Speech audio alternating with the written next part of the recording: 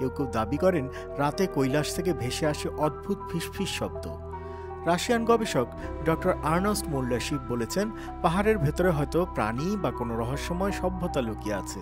কেউ বলেন কৈলাস ভেতর থেকে ফাঁপা, ওখান থেকে ভেসে আসে ওম শব্দ। আবার অনেক ভ্রমণকারী নাকি সেখানে দেখেছেন অদ্ভুত আলো, এমনকি এলিয়েনের ছায়া। তিব্বতী গুরুদের মতে কৈলাসের চারিদিকে রয়েছে অতি প্রাকৃত শক্তি।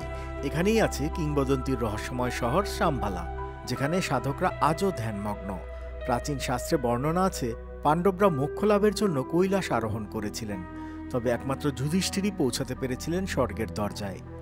কৈলাস পর্বত কেউ বলে পবিত্র দেবস্থান, কেউ বলে অদ্ভুত পিরামিড, কেউ আবার ভাবে এলিয়েনদের ঘাঁটি। সত্য যাই হোক না কেন, কৈলাস আজও মানবজাতির কাছে এক অমীমাংসিত রহস্য। হয়তো একদিন আমরা এর উত্তর খুঁজে পাব, তবে এখন পর্যন্ত এটি আধ্যাত্মিকতা আর বিস্ময়ের অনন্য প্রতীক। ভিডিওটি ভালো লাগলে সাবস্ক্রাইব করে পাশে থাকুন। মেঘনা বার্তা, দেশ ও দশের কথা বলে।